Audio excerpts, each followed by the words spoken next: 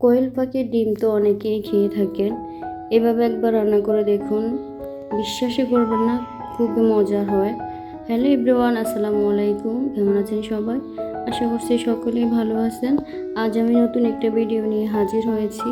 কোয়েল পাখি এবং ছোট আলু দিয়ে ভুনা করব, সেটাই আপনাদের সাথে শেয়ার করব আজ। এখানে আমি 20টার মতো কোয়েল পাখির ডিম নিয়েছি, সাথে ছোট ছোট আলু নিয়েছি কয়টা। তো আলুগুলো মাঝখান দিয়ে আমি পালি করে পানিতে দিয়ে দিব সিদ্ধ হওয়ার জন্যে। যারা কোয়েল পাখির ডিম সিদ্ধ করে খেয়েছেন, কখনো রান্না অথবা ভুনা করে খান নাই, তারা একবার বাসায় ট্রাই করতে পারেন। আমার কাছে তো অসম্ভব ভালো লেগেছে, আপনারাও বাসায় ট্রাই করতে পারেন। তো আলুগুলো আমি একটা কাঁটা চামচের মাধ্যমে দেখে নিচ্ছি যে সিদ্ধ হয়েছে কি না। এগুলো সিদ্ধ হয়ে গেছে। এখন আমি একটা চামচের মাধ্যমে এগুলো তুলে নেব।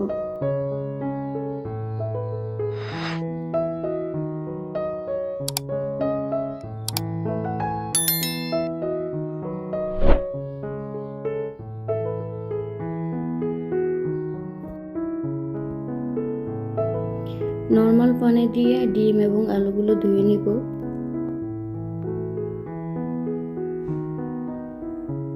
চুলে একটা প্যান বসিয়ে পরিমাণ মতো তেল দিয়ে দেব।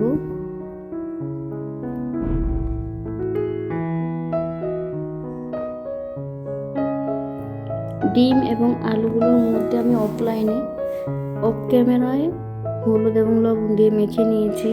তো এইগুলো এখন ভেজে নেব।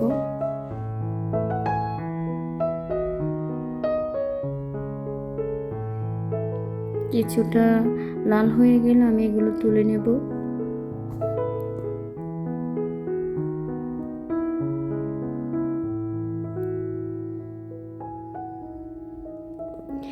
দেশ বা দূরে যেখান থেকে আমার ভিডিওটি দেখছেন, অবশ্যই লাইক, কমেন্ট, শেয়ার এবং সাবস্ক্রাইব করে আমার পাশে থাকবেন।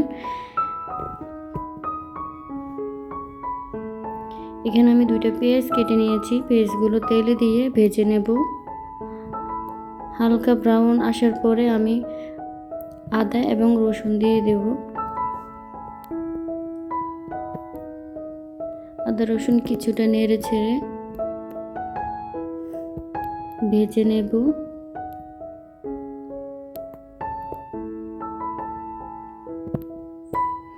এটা টমেটো দিয়ে আবার আমি নেড়ে ছেড়ে নিচ্ছি। তারপরে পরিমাণ মতো হলুদ, মরিচের গুঁড়া, জিরা এবং ধনিয়ার গুঁড়া দিয়ে আমি এগুলো কষিয়ে নেব।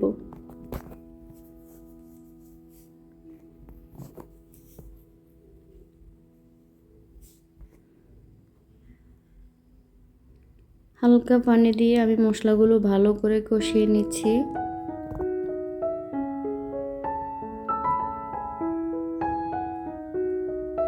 এই তো আমার কষানো শেষ।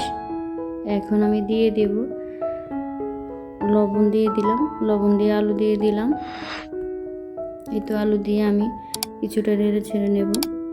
তারপরে দিয়ে দেব আমি ডিমগুলো।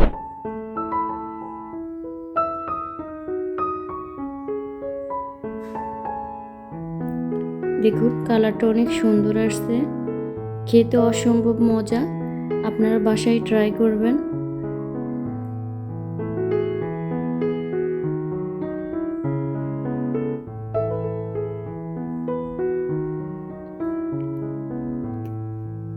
আমি এখন দিয়ে দেব কাঁচা মরিচ, দিয়ে দিয়েছি ফ্লেভারের জন্য। মরিচটা লাস্টে দিলে কি হয়, ফ্লেভারটা অনেক ভালো আসে, সেজন্য।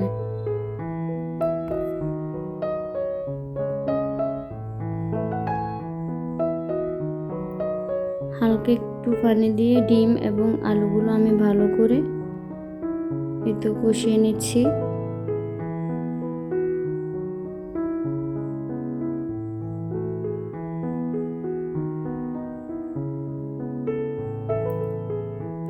আমার রান্নাটা প্রায় শেষের দিকে।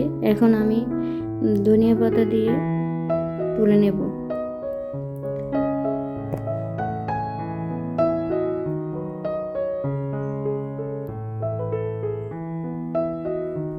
এই তো আমার রান্নাটা শেষ, দেখুন।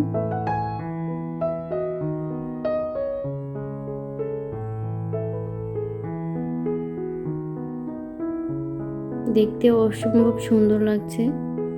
সবাই ভালো থাকবেন। আল্লাহ হাফেজ।